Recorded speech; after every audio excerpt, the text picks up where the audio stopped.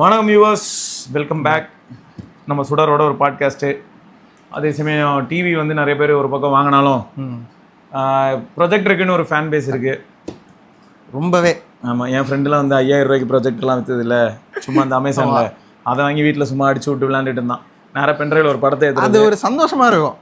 ஏன்னா நம்ம சின்ன வயசுலேருந்து பார்த்துருப்போம், படத்துலலாம் அப்படியே மாடியில் வச்சு காட்டுவாங்க.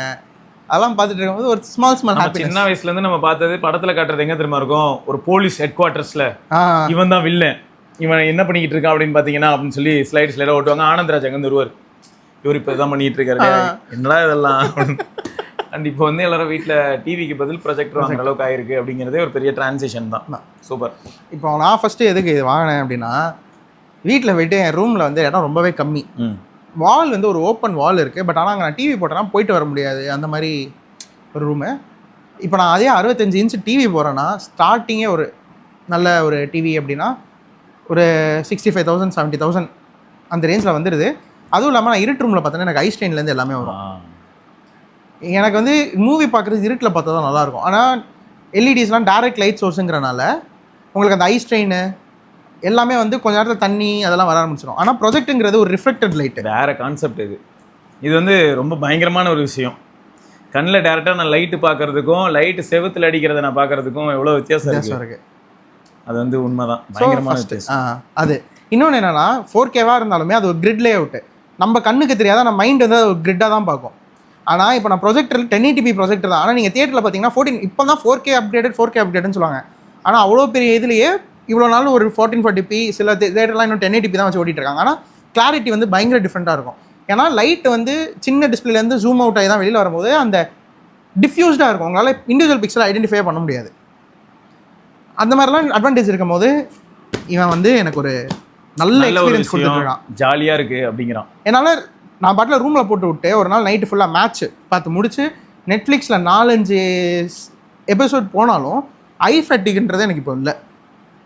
நான் டிவியில் பார்த்தோன்னா கொஞ்சம் நேரத்தில் இப்படி கண்ணெல்லாம் இப்படி சுருக்கி தண்ணி வந்து ஃபஸ்ட்டு 1 மணி நேரம் 2 மணி நேரம் ஜாலியாக இருக்கும். இதனால தான் அந்த லூமியோ கூட அவங்களோட வரிசையாக விஷன் சீரிஸ் டிவி ஒரு பக்கம் இருந்ததுன்னா ப்ரொஜெக்டர் ஆர்க்குன்னு சொல்லிட்டு ப்ரொஜெக்டர் ஓட்டிகிட்டு இருக்காங்க.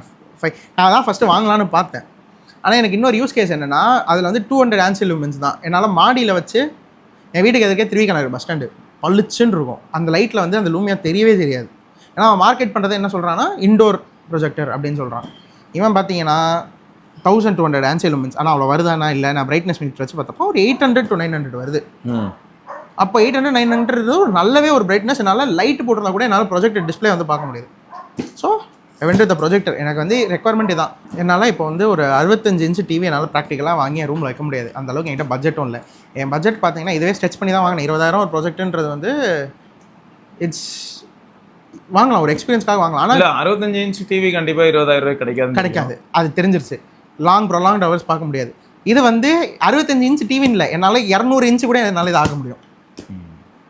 எனக்கு இடம் இருந்துச்சுன்னா நான் இது 200 வைப்பேன், 30 வைப்பேன்.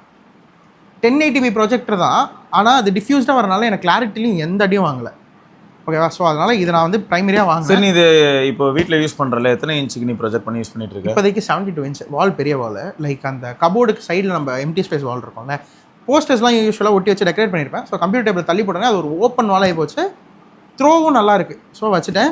இன்னொன்று இதில் என்னென்னா, நம்ம கன்வென்ஷனல் ப்ரொஜெக்டரில் ஜூம் ஃபோக்கஸ்லாம் அட்ஜஸ்ட் பண்ணோம். கீஸ்டோனுங்கிறது இப்போ நம்ம கீழேருந்து அடித்தோன்னா மேலே பெருசாக கீழே ஷார்ட்டாக வரும். அதெல்லாம் இதில் ஆட்டோ கீஸ்டோன் ஆன் பண்ணோன்னே ப்ரொஜெக்ட் எல்லாத்தையும் செட் பண்ணி அப்டக்கிள் இருந்துச்சுனாலும் அந்த ஐஆர் சென்சார் கொடுத்துருக்கான். இங்கே உங்களுக்கு இமேஜில் பார்த்தீங்கனாலே இங்கே தெரியும் ஒரு ஐஆர் சென்சார் இருக்குது. அதனால் அப்டக்கிள் இருந்துச்சுன்னா அந்த இடத்த விட்டு எந்த ஸ்க்ரீன் சைஸ் வந்து அந்த வாலுக்கு வச்சா கரெக்டாக இருக்குமோ அது வரையும் வச்சு கொடுத்துருது. என் வேலை என்னென்னா, ஒரு இடத்துல வச்சு ஆன் பண்ணி விட்டேன்னா அதுவே செவரை டிரெக்ட் பண்ணுது. இந்த லென்த் வச்சா கரெக்டாக இருக்கும், இந்த ஸ்க்ரீன் சைஸ் கரெக்டாக இருக்கும், கிளாரிட்டி கரெக்டாக இருக்கும், ஃபோக்கஸ் கரெக்டாக இருக்கும், முடிஞ்சு. ஆண்ட்ராய்ட் ப்ரொஜெக்டரு நெட்ஃப்ளிக்ஸ்லேருந்து எல்லாமே இன்ஸ்டால் பண்ணிக்கலாம். வசதியாக இருக்குது. முடிச்சுட்டு நம்ம பாட்டில் அப்படியே ஆங்கிள் ஸ்டாண்டு மாதிரி தான் இருக்குது. மடக்கிட்டேன்னா இவ்வளோ தான் சைஸே இருக்குது, ப்ரொஜெக்டர் சைஸ். அழகாக தூக்கி சைடில் வச்சு பேக்கப் பண்ணிவிடுவேன். அப்புறம் ஹீட் ஆகுதா? அப்புறம் அவ்வளோ நேரம் ஹீட்டு வந்து என்னென்னா, ஃபேன் வந்து உள்ள நல்லா பவர்ஃபுல்லாக கொடுத்துருக்காங்க. என்ன ட்ராபேக்னா, இப்போ உங்ககிட்ட ஹோம் தியேட்டர் இல்லை அப்படின்னா அந்த ஃபேன் நாய்ஸ் நோட்டிசபிளாக இருக்கும். ஆனால் 2 சப்வூஃபர் வந்து ஸ்பீக்கர்லேயே இன்பில்ட்டாக கொடுத்துருக்கான். கீழே ஒன்று இந்த ப்ரொஜெக்டர்லேயே உள்ள வந்து 24 வாட் ஸ்பீக்கர் கொடுத்துட்டான். டிவி பேக் சைட்லேருந்து உங்களுக்கு ஸ்பீக்கர் லவுட்னஸ் வரனால உங்களுக்கு அவ்வளோவா தெரியாது. ஆனால் இதில் வந்து பின்னாடிலையும் சைட்லையும் வருதா, எனக்கு வந்து நான் சாம்சங் ஏகேஜி சவுண்ட் பார் வச்சுருக்கேன், அந்த சப்வூஃபரோட இருக்கும். அது வந்து ஆன் பண்ணாமே சில நாள் வந்து நான் ஆன் பண்ண தான் நினச்சிட்டு இருந்திருக்கேன், ஆனால் ஸ்பீக்கர்லேயே ஓடி இருக்கு. இதுலேயே ஓடி இருக்கு. ஏன்னா உங்களுக்கு ஆக்சுவல் சப்வூஃபர் ரேடியேட்டர்லாம் இல்லை, சப்பே கொடுத்துருக்கான், அது வைப்ரேட் ஆகுது. ஸோ என் ரூமில் நான் ஹை வால்யூம் வச்சு கேட்டால் தெரிஞ்சிருக்கும். ஆனால் நான் பார்த்தது வந்து கிரிக்கெட் மேட்ச், அது வந்து ரிமோட்டில் தான் நார்மல் சவுண்டில் இருக்கும். தெரியாது. அப்போ தான் எனக்கு என்ன தோணுச்சுன்னா, இதை நான் வந்து ஒரு ஓப்பன் ஏரியாவில் வச்சு ஃப்ரெண்ட்ஸ் எல்லாம் கூப்பிட்டு ஒரு பழைய வேஸ்ட் எடுத்து கொடியில் தொங்க விட்டு மாடியில் போட்டேன்னு வச்சுக்கோங்க. ஃப்ரெண்ட்ஸ் எல்லாம் கிரிக்கெட் வேஸ்டி கீழே 2 கல்லு கட்டி தொங்க விட்டா ஆடாது. இல்லை, ஆனால் ப்ராக்டிக்கலாக அவ்வளோதானே முடிஞ்சிருச்சு. வேஸ்டி ஏற்கனவே வீட்டில் இருக்கும். இது ஒரு நல்ல ஃப்ரெண்ட்ஸ் எல்லாம் ஒரு நல்ல ஒரு டைம் இல்லை ஃபேமிலியோடே. இப்போ எங்கே ஃபேமிலியோட டைம்லாம் கிடைக்கிறது இல்லை. கிடைக்கிது எனக்காவது ஒரு நாள் படம் பார்க்கணுனாலும் தியேட்டர் போகிறதோட மாடியில் வச்சு ஜாலியாக என்ஜாய் பண்ணிவிட்டு வீட்டிலேயே சமைச்சிட்டு பாப்கார்ன்லாம் 600 ரூபா வாங்குறதுக்கு ஒரு நல்ல ஒரு குவாலிட்டி டைம். இல்லை இதெல்லாம் பயங்கரமாக இருக்குது. இதுக்கு வந்து இவ்வளோ நேரம் நம்ம பேசுனது எல்லாமே உண்மையாக சொன்னால் பாசிட்டிவ் தான். ஆமாம். நெகட்டிவாக வந்து நானே வேணா ஃபோர்ஸ் பண்ணி ஒரு சில விஷயங்கள் தான் சொல்ல முடியுமே தவிர, அதுக்கும் என்ன தோணுதுன்னு பார்த்தா ப்ராக்டிக்கலாக இந்த பட்ஜெட்டில் வரக்கூடிய ப்ராஜெக்ட் எல்லாமே இப்படி தானே இருக்குன்னு தோணுது. வாண்டடா இப்போ சரி டிவி எனக்கு புரியுது, டிவியோட லைஃப் வந்து மேபி இதோட பெட்டராக இருக்குமோ அப்படின்னு சொல்லி நான் சஸ்பெக்ட் பண்ணலாம். பட் நிறைய பேர் நீங்களே என்ன சொல்கிறீங்கன்னா 2 வருஷத்தில் டிவி பேனல் வாய போடுறதுங்கிறீங்க. இது 50,000 லேம்பாஸ் வாரண்டியோட கொடுக்குறான் ஃபர்ஸ்ட் இயர் ஒரு 50,000 hours. மோஸ்ட்டாக அந்த 50,000 hours நம்ம ஃபர்ஸ்ட் இயரில் ரீச்சே பண்ண மாட்டோம். ப்ளஸ் கிராஸ் பீச் வந்து இதுக்கு முன்னாடியே வந்து அவங்க 50,000 hours. ஆமாம். என்னடே ப்ரோ இங்கே வேணுங்க, அதுலடா அவன் கணக்குக்கு சொல்கிறேன்டா, கணக்கு சொல்கிறேன். 50,000 hours டிவைடட் பை 24 அப்படின்னு போட்டா என்னது இது? அதான் 2000. அது இன்னும் டிவைடட் பை 365 போடுங்க, எவ்வளோ வருஷம் வருதுன்னு பார்க்கலாம். இல்லை மனசாட்சிங்கிறத கழட்டி வச்சிருக்கீங்களான்னு இருக்கு. அதாவது 50,000 ஹவர்ஸுங்க, அதை வந்து நான் 24 hours டிவைட் பண்ணா 2000 சில்லற நாள் வருது. சரியா? இதை வந்து நான் டிவைடட் பை 365 days அப்படின்னு போட்டேன்னா 5 வருஷம் கண்டினியூஸாக ஓடுவாங்க. அதுக்கு சரி, இதுல வந்து ஒரு சில ஃபேக்டர்ஸ் இருக்கு. என்னன்னா தெர்மல் ஃபேக்டர் இருக்கு, எக்ஸ்போசிங் டு மாய்ஸ்சர், இந்த மாதிரி ஃபேக்டர்ஸ் இருக்கு. ஆனாலும் கூட அப்போ இவ்வளோ அடிச்சு யூஸ் பண்ணாலும் 10 வருஷம் வரைக்கும் ஓட்ட முடியணும். ஏன்னா நீங்க வந்து ஒரு நாளைக்கு 8 மணி நேரம் ப்ளே பண்ணா சொல்றேன். இதில் இன்னொன்று, இந்த ப்ராஜெக்ட் நான் மெயினாக எதுக்கு ஜெப்ரானிக்ஸில் பிக்ஸா ப்ளேலாம் இருந்துச்சு, பட் நான் அதுவும் வாங்கினேன், அமேசானில் காட்டுறேன். அது பிக்ஸா ப்ளே 868 அது வாங்கினேன். அதில் என்ன டிஸ்அட்வான்டேஜ்னால் இந்த ஸ்டாண்ட் இல்லை. அதுக்கப்புறம் பிக்சர் குவாலிட்டியுமே வந்து இந்தளவுக்கு பிரைட்னஸ் வரல. எங்கே நான் பெருசாக அடி வாங்கினேன், நெட்ஃப்ளிக்ஸ் கம்பேட்டபிலிட்டி இல்லை. அதுக்கப்புறம் என்ன ஆச்சுன்னா, வாங்கி 2வது நாளே டிஸ்பிளே அதில் ஆரம்பிச்சு. அமேசானில் ரிட்டர்ன் போட்டிருக்கேன், நாளைக்கு ரிட்டர்ன் எடுக்க வரோம். அதுக்கப்புறம் தான் இந்த ப்ராஜெக்ட் ஆர்டர் பண்ணேன். அப்புறம் தான் பார்த்தா அந்த மாடல் அது ஒரு காமன் கம்ப்ளைண்டாக கமெண்ட்ஸ்லேயே போட்டாங்க. நான் அதை பார்க்க வாங்கிட்டேன். இதுக்கு வந்து அரௌண்ட் 1000க்கு மேலே ரேட்டிங் இருந்துச்சு, 4.5. எனக்கு வந்து சரி ஓகே வாங்கிடுவோம். ஆனால் அது பண்ண பெஸ்ட் டிசிஷன். அது ஃபஸ்ட்டு ரிப்பேர் ஆனால் தான் இது வாங்கினேன். ஆனால் இதில் எனக்கு குறையே இல்லை. எந்த ஆங்கிளில் வச்சாலும் எனக்கு ப்ரொஜெக்ட் ஆகுது, எங்கே வச்சாலும் ப்ரொஜெக்ட் ஆகுது. இப்போ நான் இதுவே எதுக்கு எடுத்துகிட்டு அந்த வேலை இப்போ போகும்போது ஃப்ரெண்டு வீட்டில் கொடுத்துட்டு போவேன். அவன் இதை பார்த்து ரொம்ப இம்ப்ரெஸ் ஆகி சிஎஸ்கே மேட்ச் எடுத்து வச்சான், அவன் குடுறா நான் பார்த்துட்டு ஃபேமிலியோட பார்த்து தரேன். அதனால நல்ல ஒரு அனுபவம். People are enjoying. என்ன பார்த்து இன்னும் 2 பேர் வாங்கியிருக்காங்க. டிவியோட இது வந்து கம்ஃபர்டபுளா இருக்கு. பிளஸ் நான் இப்போ வந்து செவரு ஒரு 30 இன்ச்சுக்கோ 40 இன்ச்சுக்கோ தான் இருக்கு அப்படின்னா அந்த இடத்த நான் யூஸ் பண்ணிட்டு போயிடலாம். ஸோ அந்த மாதிரியெல்லாம் பார்க்கும்போது திஸ் ரியலி ஒரு நல்ல, இதை வந்து ஒரு இன்வெஸ்ட்மெண்ட்டாக பார்க்க முடியாது, ஒரு எக்ஸ்பீரியன்ஸ்க்கு வேணால் நம்ம இது வாங்கலாம். நல்லாவே இப்போ நான் எடுத்துகிட்டு வரும்போதே ரோட்டில் டிராஃபிக்கில் நின்றுட்டுருக்கேன். ஏர்போர்ட் அந்த சிக்னல் இருக்கும்ல க்ராஸ் பண்ணுறதுக்கு முன்னாடி, அங்கே வந்து ப்ரோ ப்ரொஜெக்டரா ப்ரோ எவ்வளோ ப்ரோ அப்படின்னாங்க. நான் சொன்னேன் 25 அமேசானில் 22 அவங்க வெப்சைட்லேயே வாங்கினா வரும் அப்படின்னு சொன்னேன். அவ்வளோதானா அப்படின்ட்டு கேட்டுட்டு போகிறாரு. ப்ரொஜெக்டர் நம்ம கொஞ்ச நாளைக்கு முன்னாடி இப்போ நான் லேக்கில் பென்கியூ அதெல்லாம் போனீங்கன்னா எங்கேயும் இருக்கும். இப்போ பென்கியூ உங்களுக்கு 35 வருது. ஆனால் அதெல்லாம் என்ன இப்போ ஆட்டோ கீஸ்டோன் இந்த மாதிரி நான் சொன்னல ஆட்டோ அட்ஜஸ்ட்மெண்ட் அதெல்லாம் இல்லை. அதெல்லாம் வரணும்னா 1.5 லட்சம். அப்போ தான் இந்த மாதிரி லைக் எக்கனாமி பிராண்ட் இப்போ கிராஸ் பீச்சோ சரி ஜெப்ரானிக்ஸோ சரி இந்த மாதிரி விஷயத்தெலாம் இது யூஸ் பண்ணிக்கலாம். இப்போ நம்மளே கொஞ்சம் நேரத்துக்கு முன்னாடி ஐஎம் யூஸ் பண்ணிவிட்டு போட்லாம் சொல்லியிருக்கோம். அந்த அளவுக்கு இது நம்மளுக்கு எக்ஸ்பீரியன்ஸ் வேணும்னா நம்ம வீட்டில் ப்ராப்பராக ஸ்க்ரீன் போட்டு, இப்போ எப்படி டாக் இன்வெஸ்ட் பண்ணி நம்ம ஐஎம் வாங்கினோம் அந்த மாதிரி ப்ராப்பராக ஸ்க்ரீன் போட்டு சரவுண்ட் சவுண்ட் போட்டு ஒரு ஆம்ப் போட்டு உட்காடுறோம் அப்படின்னா நீங்கள் அந்த 1.5 லட்ச ரூபா இன்வெஸ்ட் பண்ணுறது வந்து கரெக்ட். நம்ம ப்ரொஜெக்ட் பண்ணுறது செவுத்துல ஒரு வேஸ்டியில் நம்ம பண்ண போகிறதோ இது பொழப்பாகவும் நம்ம வச்சுக்க போகிறது இல்லை. எப்பயோ நமக்கு டைம் கிடச்சதுன்னா கேட்க போகிறோம், அவ்வளோதான். அப்படி இருக்கும்போது இதெல்லாம் வேல்யூ ஃபார் மணி. அந்த மாதிரி ஒரு லைஃப் ஸ்டைல் ப்ராடக்டாக வேணால் இதை நம்ம பார்க்கலாம். சூப்பர், நல்லா இருக்கு. நீங்களும் யாராவது ப்ராஜெக்ட் வச்சுருக்கீங்கன்னா என்ன மாடல்னு சொல்லுங்கள். சில சைக்கிளிங் எப்படி போயிட்டு இருக்கு? இப்போ சைக்கிளிங் தான். இதை நான் கீழே வச்சுறேன். இப்போ எங்கள் ஆள் வந்து டேக்கேத்லானில் போயிட்டு எஸ்டி இதில் அதான் ST50 இல்லை ரிவர் சைடு 50 ரிவர் சைடில் rock rider 50. So rock rider explorer 50 நீங்கள் சொன்ன ST100 தான் வாங்கலான்னு போனேன். டிஸ்கண்டினியூ பண்ணிட்டாங்க. 120 பட்ஜெட்டு 30. இல்லை அதுதான் கொஞ்சம் பெட்டராக இருக்கும். 120 வந்து உண்மையாகவே செம்ம பில்டுங்க. அதை பார்த்து ரொம்ப இம்ப்ரெஸ் ஆகிட்டேன். பட் பிகினர் சைக்கிள் தான் நாங்கள் வந்து ஃபர்ஸ்ட் என்னன்னா RC 100 வந்து காமனாக எல்லாரும் ரோட் பைக். அப்புறம் என்னாச்சுன்னா ட்ரைபன்லேயே RC 120 வந்துச்சு. அந்த 120 வந்து எப்போ மாஸ் ஆச்சுன்னா ஃப்ரண்ட் ஃபோர்க் மட்டும் கார்பன் ஆச்சு. அப்புறம் திடீர்னு பார்த்தா பிரைஸ் திடீர்னு எல்லாமே இன்க்ரீஸ் ஆச்சு. அப்போ அவனுக்கு என்ன பண்ணானுங்கன்னா 120லயே வேற வேரியன்ட் விட ஆரம்பிச்சிட்டானுங்க. இப்போ ST100 நிறுத்திட்டு தான் இப்போ நான் வாங்கின எக்ஸ்ப்ளோரர் 50 ராக் ரைடர் அது விட்டாங்க. அது சொல்லி தான் கொடுத்தாங்க. நான் ஃபர்ஸ்ட் வாங்கலான்னு போனதே நீங்கள் சொன்ன மாதிரி RC100 ரோட் பைக் வாங்கலாம். அதுவும் இந்த கிராஸ் பார் வரும்ல இருங்க. ஏன்னா இந்த டிவியில் பார்க்கும்போது அப்படியே குரூப்பில் போகும்போது எல்லாரும் அந்த கிராஸ் பார் வச்சுட்டு அப்படியே அந்த பிரேக்லேயே ஷிஃப்டர்ஸ் இருக்கும். ஆமாம், கச்சக்கன்னு பண்ணிட்டே போயிட்டு இருந்தாங்களா. அந்த இதில் போனேன். அங்கே போய் பார்த்தோன்னே தான் ரியல் லைஃப்பில் டயர் பார்த்தா இதெல்லாம் நம்ம ரோட்டில் மாட்டினோம். இல்லை நான் எல்லாத்தையும் எடுத்து அடிச்சு நொறுக்கியிருக்கேன். அப்புறம் தான் உங்களுக்கு கால் பண்ணேன் நான். ஆனால் எனக்கு என்னென்னா இப்போது என் மைண்ட் செட் எப்படி இருக்குது அப்படின்னா, நான் ஒரு MTBயில் இப்போ நான் ஸ்ப்ரிண்ட் ட்ரைவ் பண்ணிகிட்டு இருக்கேன். ஸோ MTBயில் இதுக்கு முன்னாடி வந்து ஹீரோவில் ஒரு மாடலும் ஹெர்குலிஸில் வந்து நம்ம இவெண்ட்டை கொடுத்துருக்கேன். நிறைய ஸ்டோன் இருக்கும்.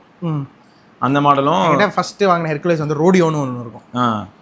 ரோடியோ நல்லா இருக்கும். ட்ரீம்ஸுங்க. நான் சொல்கிறது வந்து எப்படின்னா, இப்போ இதெல்லாம் வந்து 2090. இப்போ நம்ம யூஸ் பண்ணுறது 27.5. நீ யூஸ் பண்ணுறதும் சரி, நான் யூஸ் பண்ணுறதும் சரி 27.5.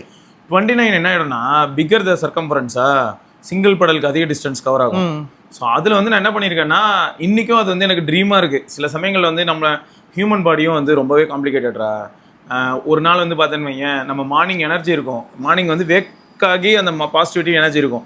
பெடல் பண்ணும்போது எனர்ஜி கிடைக்காது. இன்னொரு நாள் பார்த்தோன்னா கஷ்டப்பட்டு வேக்காகிற மாதிரி இருக்கும். வேக் ஆகிடுவேன். போய் பெடல் அழுத்த ஆரம்பிச்ச உடனே என்னன்னே தெரியல, எங்கேயும் வந்து ஒரு பீஸ்ட் பவர் வரும். ஸோ நான் பார்த்துருக்கேன். அதில் என்னாச்சுன்னா, ஒரு தடவை வந்து அது எல்லாத்தோட டேட்டாவும் என்கிட்ட வந்து ஸ்டாவாலையும் இருக்கும். ஆனால் போய் தேடணும். ஏன்னா அன்றைக்கி நான் அதுக்கு தான் என்ன பண்ணியிருந்தேன்னா, சும்மா ஒரு டேட்டா எடுத்து போட்டேன். எது ரிலேட்டடானா, இன்னைக்கு இந்த மாதிரி ரைடு போனேன் அப்படின்னு போட்டேன். டேட்டா கம்ப்ளீட்டட் அப்படின்னு போட்டேன். இல்லை முந்தா நாள் வந்து ஸ்ப்ரிண்ட் போனதுக்காக போட்டேன். அதில் ஒரு பையன் வந்து கேட்டிருந்தாப்புல. அதுக்காக நான் வந்து ஒரு வீடியோ பண்ணுறதுக்கு தனியாக நான் நிறைய ஃபோட்டோஸ் எடுத்து வச்சிருக்கேன். அவர் என்ன கேட்டாருன்னா, அண்ணா இவ்வளோ ஓட்டியிருக்கேன், அப்புறம் என்ன தப்பு குறையில அப்படின்னு கேட்டிருந்தான். ஏன்னா மேலே வந்து என்ன போட்டிருந்ததுன்னா, ஓவரால் ரைடு நான் லாஸ்ட்டாக சொல்லணும்னா 2019 நான் சைக்கிள் ஓரளவுக்கு ஓட்டுறேன். நடுவில் சில சமயங்கள் ஓட்ட முடியாமல் போச்சு, ஒர்க்கு நல்லா போச்சுன்னு வச்சுக்க. ஆனால் எவ்வளோ ஓட்டியிருக்கேன் அப்படின்னு பார்த்தா 23,000 கிலோமீட்டர் ஓட்டியிருக்கேன். ஸோ அப்போ என்ன ஆகுது, 23,000 கிலோமீட்டர்ஸ் வந்து லாஸ்ட் ஒரு 6 இயர்ஸில் அப்படின்னு வந்ததுன்னா டிவைட் பண்ணோம்னா நமக்கு தெரியும். ஏன்னா கோவிட் டைமில் நம்ம வெளியே போகல, அதெல்லாம் லாக் ஆச்சு. ஆனாலும் அதுக்கப்புறமா நம்ம ஓட்டிருப்போம்னு வச்சுக்கேன். இதில் ஹைலைட் என்னென்னா, இந்த மாதிரி சைக்கிளிங் பொறுத்த வரைக்கும் அந்த டைமில் நான் சொன்ன மாதிரி 2090 சைக்கிள் எடுத்துகிட்டு நான் போகும்போது இங்கேருந்து மகாபலிபுரம் போயிட்டு வரதுக்கு, வீட்டுக்கு திரும்ப வரதுக்கு, குரோம்பேட் வரைக்கும் வரதுக்கு எனக்கு 4 ஹவர்ஸ்க்குள்ளலாம் இருக்குது. நான் கியர் சைக்கிள் வந்து பிரிட்ஜ் மேலே ஏறும் போதெல்லாம் கொஞ்சம் கஷ்டம்தான். ஆனால் நான் என்ன பண்ணுவேன்னா, நான் பொதுவாக பாடி வந்து அடாப்ட் ஆகிடும்டா.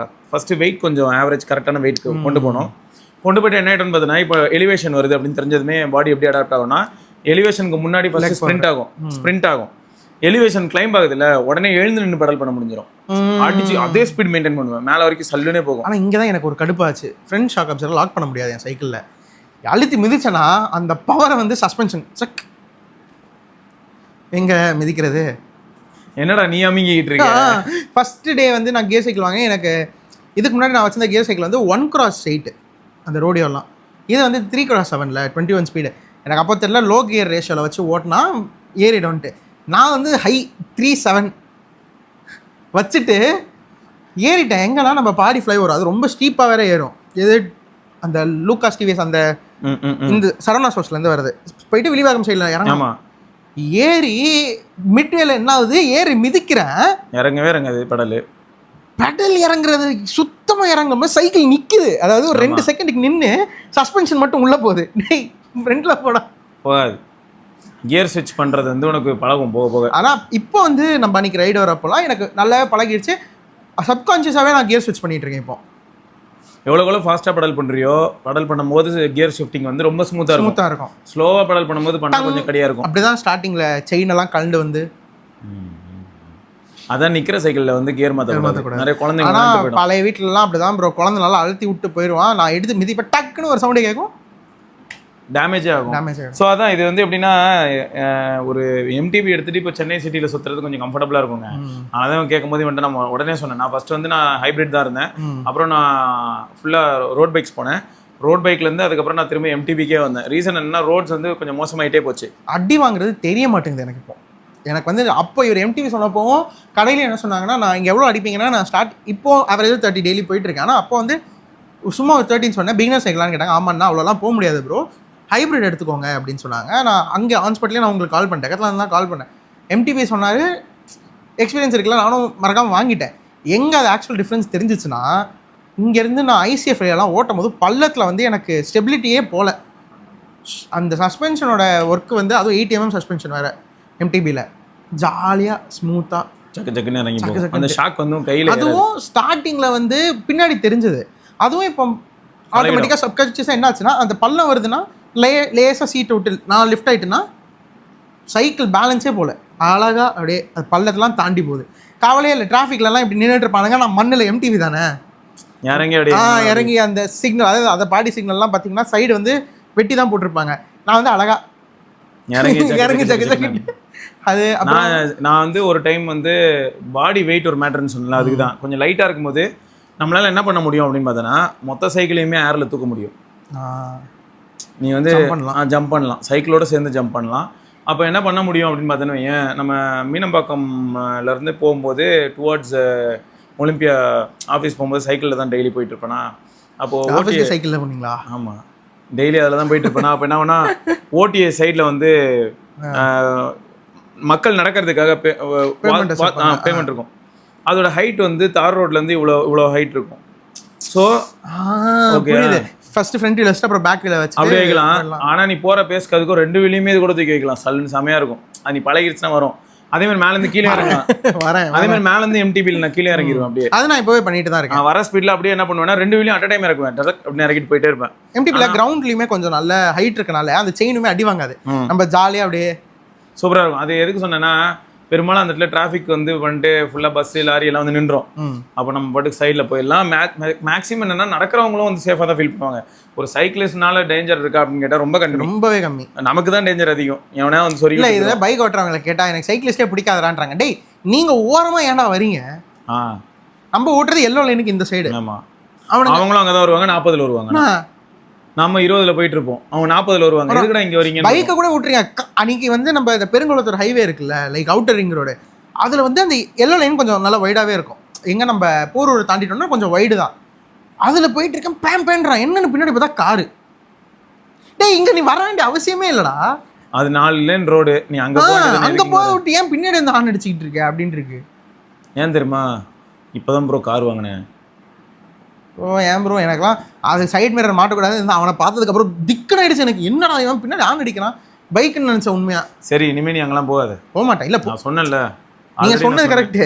இல்லை, நான் ரிங் ரோடு, இந்த ரிங் நான் வந்து போகிற இடமே கிடையாதுங்க. ரிங்கே வேண்டாம், பயமே இல்லாமல். அப்போது ஃபஸ்ட்டு வந்து ரொம்ப ஓப்பனாக எல்லாரும் இங்கேருந்து எங்கெல்லாம் போயிட்டு வந்தோன்னு கேட்டிங்கன்னா சிரிச்சிருவீங்க நீங்கள். திண்டிவனம் சைக்கிள்லேயே அப்போலாம் எங்கெல்லாம் போயிடுவோம். அப்படி ஜிஎஸ்டி ரோடெலாம் போவோம். செங்கல்பட்டுலாம் தாண்டும் போது என்ன வேணா, ஒரு இடத்துல ரொம்ப நேரம் பாலாறு 3 லேன் இருந்தது, பொசுக்குன்னு 1 லேனாக வரும். அப்போ என்ன ஆகும்னா, எல்லாருமே ஒரு இடத்துல கன்வெர்ஜ் ஆவாங்க. லாரிலாம் கன்வெர்ஜ் ஆகும்போது உன்னை யோசிக்கவே மாட்டான், ஏற்றிட்டு போயிடுவான். அவ்வளோ ஸ்பாட்லேயே மாட்டுவோம் நம்ம கரெக்டாக. அவனுக்கு கண்ணே தெரிஞ்சாலும் அந்த நாய் பிளைண்ட் மாதிரி தான் ஓட்டும். சரியா, அதனால தான் அது லாரி டிரைவராக இருக்குது. படிச்சிருந்தா அது இன்னும் ஐஏஎஸ் ஆஃபீஸராக இருக்கும். சரி, அப்படி இருக்கும்போது என்னாச்சுன்னா, என்னன்னா இந்த இடத்துல வந்து செம்ம கன்ஃபியூசிங்காக இருக்கும். அவங்களுக்கு வந்து நம்மளை பற்றியான தாட்ஸ்லாம் இருக்காது. அவனுக்கு நம்ம லாரி ஓட்டுறோம் அவ்வளோதான். ஓகே, பிளைண்ட் ஸ்பாட்டே இல்லைனாலும் நெக்கில் தான் ஓட்டுவாங்க. நான் பார்த்துருக்கேன். ஒரு சில பஸ் டிரைவர்ஸ் அண்ட் லாரி டிரைவர்ஸையும் நான் பார்த்துருக்கேன். அவங்க வந்து இப்போ ஊர்லலாம் நான் பார்க்குறேன், ஊருக்கு போகும்போது பார்க்குறேன், அவங்க வந்து டிப்போக்கு வராங்கல்ல, சைக்கிளில் வருவாங்க. பஸ் டிப்போக்கு வரும்போது சைக்கிளில் வந்து பஸ் ஏறி அப்போ சைக்கிளிஸ்ட் ஒருத்தர் குறுக்க வரும்போது அவ்வளோ பெரிய பஸ்ஸை பிரேக் அடிச்சு நீ போன்னு சொல்லுவாங்க. ஏன்னா அவனுக்கு சைக்கிளிஸ்டோட பெயின் என்னன்னு தெரியும். இவங்க எப்படி தெரியுமா, நில்ல எப்படின்னா, நீ கஷ்டப்பட்டு வந்துட்டு இருப்ப, நீ ஆல்ரெடி 50 கிலோமீட்டர் ஓட்டி இருப்ப, பேஸ் பிடிக்கிறதே கஷ்டம். இதெல்லாம் அவங்களுக்கு தெரியாது. அவங்க என்ன பண்ணுவாங்கன்னா, சைக்கிளில் தானே வர, நின்று போட அப்படின்னு. இல்லை, இப்போ நம்ம ஒரு 30 வரைக்குமே பாடி தாங்கும். 30க்கு மேலே என்ன ஆகிடும்னா, ரிசர்வ் எனர்ஜி எடுக்க ஆரம்பிக்கும் போது அந்த கெயின் திருப்பி நம்மளுக்கு இருக்காது. அதை நல்லா ஃபீல் பண்ணேன். அந்த 60 அடிக்கும் போதெல்லாம் டிராஃபிக் போலீஸ்லாம் உனக்கு சூப்பராக இருக்கும். போக போக அவங்களாம் என்ன பண்ணுவாங்கன்னு நினைக்கிறேன், உன்னை ஜாலியாக போக சொல்லுவாங்க. சுற்றி மட்டும் பார்த்துக்கப்பா, சிக்னல் ரெட்டாகவே இருக்கும், நீ நிற்ப, நீ ஏன் நிற்கிற போ அப்படின்னு தான் சொல்லுவாங்க. ஸோ நான் எனக்கு தெரிஞ்சு போலீஸு, பப்ளிக்கு, அவங்களாம் சைக்கிளிஸ்ட்டை செம்மையாக ரெஸ்பெக்ட் பண்ணுறாங்க. அதாவது எப்படி வாக் பண்ணுற பப்ளிக், சைக்கிளில் போகிற சக பப்ளிக் எந்தூசியாஸ்டாக கூட, லைக் அவங்களுக்கு சைக்கிள் பார்த்து அவங்களுக்கே ஒரு இது இன்ட்ரெஸ்ட் வருது.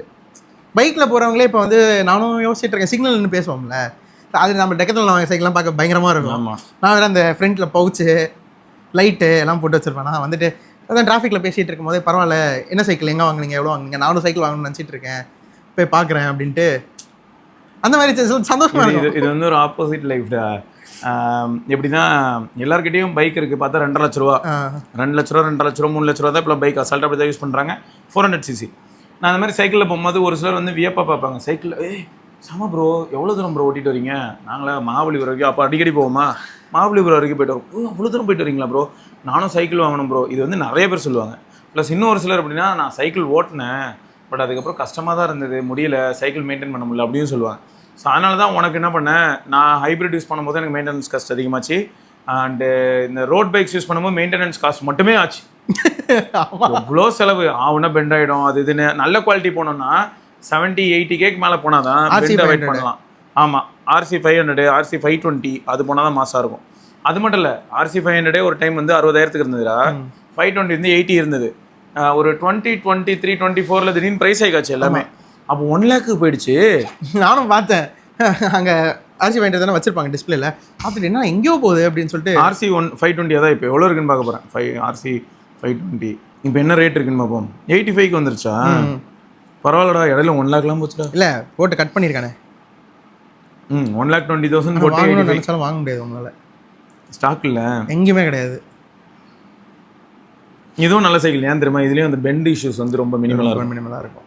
ராகவன் வந்து என்ன பண்ணாரு, RC 500 வாங்கிட்டாரு. நான் தான் அவர்கிட்ட சொன்னேன், ஏன்யா அது வாங்கிட்டாரு போட்டு 520 போயிருக்கலாமே, வெயிட் பண்ணி போயிருக்கலாமே அப்படின்னு சொல்லிட்டு இருந்தேன். இந்த ஃபோர்க்கும் ப்ளஸ் அந்த ரிம்மும் வந்து மெட்டீரியல் என்னங்கிறத பேஸ் பண்ணி தான் மெயின்டெனன்ஸ் காஸ்ட்டு. பெரும்பாலும் சைக்கிள் எங்கே பிரச்சனை வரும் தெரியுமா, பெடலு, செயின், ஸ்ப்ராக்கெட் இதெல்லாம் தனி கதை. அது வந்து டக்கு டக்குலாம் வராது. ஆனால் அது டிரைவ் ட்ரெயின் மாற்றினாலும் ரேட்டு கம்மி தான். ஆமாம், ஆனால் இந்த ஸ்போக்கு கட் ஆகும், அடுத்து ரிம்மு பெண்ட் ஆகும். சரியா, இந்த ரெண்டுமே பெரிய பெயின். இந்த ரெண்டுத்துக்காகவே நீ அடிக்கடி பிட் ஸ்டாப் மாதிரி போக வேண்டியதாக இருக்கும். 10 நாளைக்கு ஒருக்க நீ சைக்கிள் கடைக்கு போகணும், அவங்க வந்து ஸ்போக் மாற்றணும், ப்ளஸ் பெண்ட் எடுத்து விடணும். இது தலைவலி. இந்த தலைவலி அவாய்ட் பண்ணுறதுக்கு என்ன ஆகுதுன்னா காஸ்ட்லியாக போகணும். அப்படி இல்லையா MTB போயிடணும். MTB போனால் அந்த இது வந்து கொஞ்சம் மினிமலாக இருக்கும். MTBயில் ஸ்போக்குமே உங்களுக்கு செம்ம ஸ்ட்ராங். ஏன்னா வைடர் ரிம்மு நல்லா இப்படி வந்து கன்வெர்ஸ் ஆகணும், இம்பாக்ட் தாங்கும். இப்போ நீ ரெகுலராக ஓட்டி ஓட்டி ஓட்டி ஓட்டி உனக்கு என்னென்ன பாடியில் வந்து ஃபேட் ரொம்ப ட்ரெயின் ஆகிட்டு மசில் இருக்கும். ப்ளஸ் உன் மசில் மாஸ் வந்து நீ ஐடியல் வெயிட்டில் வச்சிருக்கேன்னு வையன், உன் வெயிட்டுக்கும் உன் சைக்கிள் வந்து பெண்டே ஆகாது. நீ என்ன அடித்தாலும் எப்படிப்பட்ட ஒரு பள்ளத்தில் இருக்கனாலும் அந்த இம்பாக்ட் வந்து பெருசாக இருக்காது.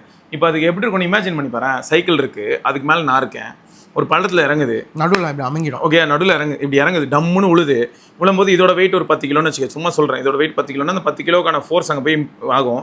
அது ஆனால் அடுத்த ஃப்ராக்ஷன் ஆஃப் செகண்டு நான் மேலே ஒரு 80 கிலோ இருக்கணும், நான் போய் அதை அமுக்குவேன்.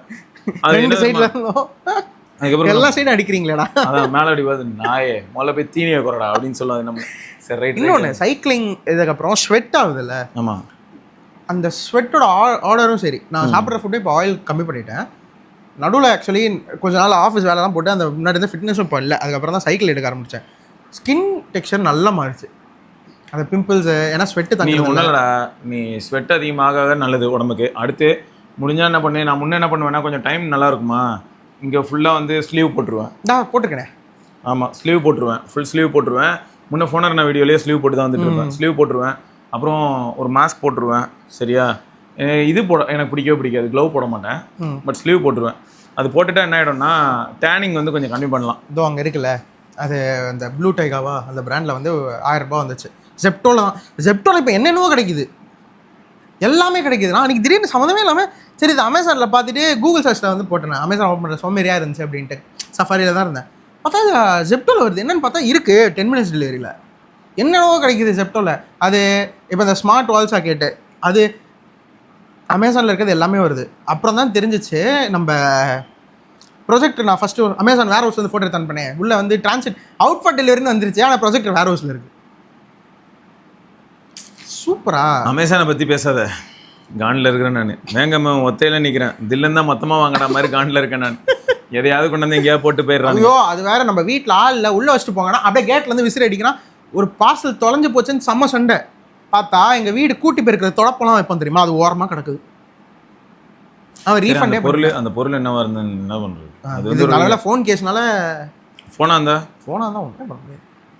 ஸோ அதுதான் வந்து கொஞ்சம் கடியாக இருக்குங்க. ஐயா பார்த்து பண்ணுங்க ஐயா, எங்களால் முடியலைங்க ஐயா. அப்போ தான் அதே வேர் ஹவுஸில் தான் மினிட்ஸும் வச்சுருக்கான். மினிட்ஸ் கிட்டத்தட்ட அமேசான் மினிட்ஸ் தான் படுத்துருச்சு. Flipkart minutes. Flipkart minutes okay. Amazon காலி. அமேசான் அவன் வந்து பார்த்தான், சரி இதுக்கு மேலே நான் ஒன்றும் முடிக்க முடியாது போல, நான் கிளம்புறேன் அப்படின்னு. ஆனால் இப்போ நிறைய ப்ராடக்ட்ஸ் வந்து உங்களுக்கு இந்த வேர் ஹவுஸ்க்கே கொண்டு வந்துடுறான். இது திருவள்ளூரில் இருக்குல்ல. ஸோ சேம் டே டெலிவரி இல்லை ஒன் டே டெலிவரி வந்து இப்போ நிறைய ப்ராடக்ட்ஸ் வருது. ஒன்றும் இல்லைங்க, கிளிக்டெக்கா கிளிக்டெக் தானே? ஆமாம் கிளிக்டெக் தான். அவன் வந்து அந்த ப்ராடக்ட் இருந்துச்சுன்னா எனக்கா என் வீடு பின்கோடுக்கு அன்றைக்கி நைட்டே வந்துடுறானுவா, இல்லை அடுத்த நாள் மார்னிங் டெலிவரி. ஆக்சுவலாக ஃப்ளிப்கார்ட் மினிட்ஸ் தான் ஃபஸ்ட்டு எனக்கு தெரிஞ்சு பயங்கர மாஸ் பண்ணான். ஏன்னா ஐஃபோன் இந்த தீபாவளி டைமில் வந்து 10 நிமிஷத்தில் எல்லாருக்கும் ஐஃபோனை போய் டெலிவரி பண்ணிட்டான். அவனுங்களுக்கு மட்டும் தான் ஃபோன் வந்துச்சு, அதுவும் பாயிண்ட் மினிட்ஸில் போட்டாங்களா வந்துருச்சு ஃபோனு. மற்ற எல்லாருக்கும் வந்து பிம்பிளிகா பிலாப்பி பண்ணி விட்டாங்க. நானும் இந்த தடவை என்ன பண்ண போகிறேன், வேர் ஹவுஸ் முதல் கொண்டு தெரிஞ்சு போச்சு எனக்கு. வேர் ஹவுஸ் வெளியிலே நின்று ஆர்டர் போட போகிறேன். எப்படி கேன்சல் பண்ணுறான்னு பார்த்துடலாம். உள்ள ஸ்டாக்கே இல்லையா? அப்படிலாம் நடக்காது. இருக்கு மினிட்ஸ்ல காட்டுது இல்ல. எங்க அவனுக்கு டேட்டா பேஸே அப்டேட் பண்ண மாட்டானுங்க. நீ ஆர்டர் பண்ணதுக்கு அப்புறம் தான் டேட்டா பேஸ் வெரிஃபை பண்ணுவானுங்க. ஆமாமா ஸ்டாக் இல்ல சரி ஒரு 4 மணி நேரம் கழிச்சு அப்டேட் பண்ணு. என்னது ஸ்டாக் இல்ல, அது வரைக்கும் காசு உள்ள வந்துகிட்டே இருக்கும். அது ஒரு 4 மணி நேரம் பேங்க் அக்கௌண்ட்ல கிடக்குமா. அப்புறம் அதுல வந்து இந்த ஆஃபர் சார்ஜ்லாம் ரிட்டர்ன் வராது. அது வராது. அது ஆஃபர் ப்ராசஸிங் ஃபீ 200, ஹேண்ட்லிங் ஃபீ ஒரு 150, ஓப்பன் பாக்ஸ் டெலிவரி ஒரு 100 எல்லாம் போட்டதுக்கு அப்புறம் அண்ணன் எடுத்துக்கிறேன், மிச்சம்லாம் நீ வச்சுக்கோ. அதான் கலாச்சிட்டு இருந்தோமே. வாங்கின பொருள் 100 ரூபாயா, இவன் எல்லாத்தையும் பண்ணதுக்கு அப்புறம் 550 ரூபாயா. போடாக்கு இருக்கும். அப்படிதான் இருக்கு. சரி பார்ப்போம். ரைட்டுங்க. ஸோ அதான் உங்ககிட்ட கன்வே பண்ணணும்னு நினச்சோம். அவங்க மொத்தம் சைக்கிளிங் அப்டேட்ஸ் அப்படிங்கிறத வந்து நாங்கள் நம்ம பசங்க எல்லாரையும் வச்சு ஒன்றா வச்சு ஒரு பாட்காஸ்ட் மாதிரி நான் பண்ணலான்னு இருக்கேன், மந்த்லி ஒன்ஸு. ஏன்னா இப்போ நம்ம சுடர் வரான், ராகவன் எப்பயும் மாதிரி வந்துட்டு இருக்காப்புல, நரேஷ் இப்போ ரிவர் சைடு வாங்கியிருக்கான். ஸோ அவன் என்ன பண்ணுறான்னு பார்ப்போம். நம்ம கம்யூனிட்டியில் இன்னும் சாய் பிரசாந்த் இருக்கான், அண்ட் இன்னும் நிறைய நண்பர்கள் இருக்கீங்க. ஸோ எல்லாரும் சைக்கிளிங் அப்போயாவது எங்கேயா மீட் பண்ண முடியும். எனக்கு தீவுத்திடல் ஒரு நல்ல ஸ்பாட். அங்கே அழகாக எல்லாரும் மீட் பண்ணலாம். மீட் பண்ணிட்டு அழகாக அப்படி பேசிட்டு சும்மா அதுக்காக நாங்கள் சைக்கிளோட மாதிரி கதெல்லாம் அடிக்க மாட்டோங்க, ஓட்டிகிட்டே தான் இருப்போம். அன்னைக்கு போகும்போது கூட ஜூஸ் கடையில் தான் மீட் பண்ணோம். அவ்வளோதான், ஓட்டிகிட்டே தான் இருப்போம். பேசணும்னு நினச்சா ஹெட்ஃபோன்ஸ் போட்டிருப்போம்ல, ஃபோன் காலில் பேசிப்போம். அங்கேயே தான் இருப்போம் எல்லாரும். ஃபோன் பேசணுமா பேசிக்கலாம். எனக்கு தெரிஞ்சு அது இன்னும் பெட்டர். இப்போ ஒரு 10 பேர் சைக்கிளோட போகிறோம்னு வைங்களேன், 10 பேர் நம்ம கம்யூனிட்டி மெம்பர் சைக்கிளோட போகிறோம் அப்படின்னா ஒன்றா கும்பலாக ஃபேஸ் மீட் பண்ண முடியாது. கான்கால் இல்லை, நான் அதுவும் சொல்கிறேன். கும்பலாக இப்போ போகிறோன்னா என்னோட ஃபேஸ் நீங்கள் மேட்ச் பண்ண முடியாது, உங்களோட நான் மேட்ச் பண்ண முடியாது. ஆனால் 10 பேரும் கான்கால் போட்டு பேசலாம். போட்டு பேசலாம், ஜாலியாக இருக்கும். நீங்கள் ஒரு ஃபேஸில் போங்க, நான் மீட் பண்ணணும்னு தோணுதா, எக்ஸாஸ்ட் ஆகுதா எல்லாருக்கும், ஒரு ஸ்பாட் ஃபிக்ஸ் பண்ணிட்டு அங்கே வந்து மீட் பண்ணிட்டு ரெஃப்ரெஷ்மெண்ட் ஜூஸ் 2 பேர் 3 பேர் மட்டுமே மீட் பண்ணி ஜூஸ் குடிக்கலாம். மீதி 4 பேர் ஓட்டிட்டு இருப்பாங்க. அப்படியே ஒரு லூப் மாதிரி போயிட்டே இருக்கும். அது ஒரு நல்லா இருக்கும். நல்லா பண்ணலாம். ரைட் மக்களே, தொடர்ந்து நம்ம இன்னொரு பதிவில் சந்திப்பதற்கு விடைபெற்றுக் கொள்வது சிவராணி. சொல்கிறேன், பார்க்கலாங்க. பாய்.